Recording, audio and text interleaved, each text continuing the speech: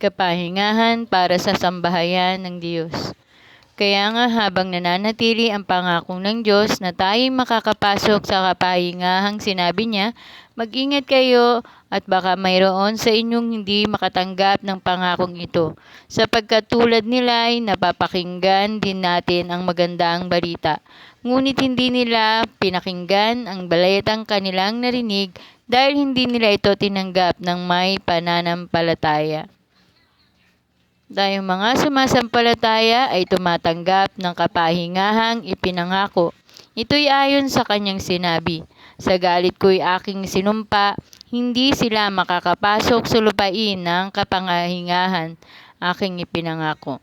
Sinabi niya ito kahit tapos na niya ang kanyang mga gagawin mula ng likhain ang sanlibutan.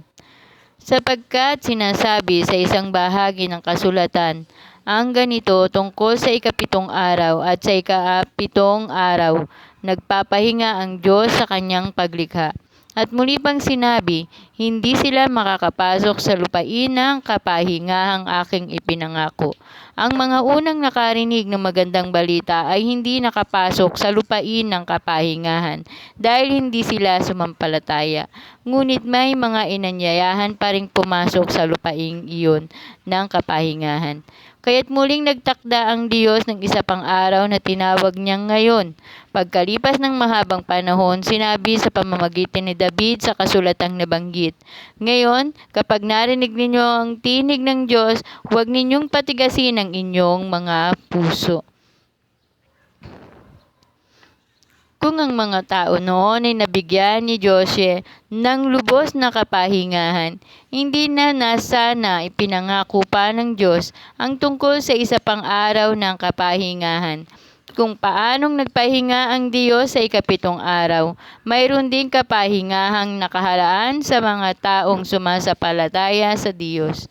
Sapagkat ang sino mang makapasok sa lupain ng kapahingahang ipinangako ng Diyos ay magpapahinga rin sa kanyang pagpapagal, tulad ng Diyos na nagpahinga sa kanyang paglikha.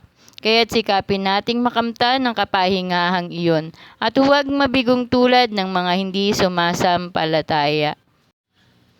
Ang salita ng Diyos ay buhay at mabisa, mas matalas kaysa alinmang tabak na magkabilay may talim.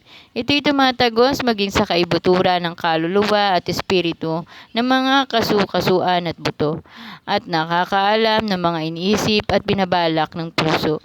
Walang nilalang na makakapagtago sa Diyos. Ang lahat ay ihayag at ihalalantad sa kanyang paningin at sa kanya tayo magsusulit ng ating mga sarili.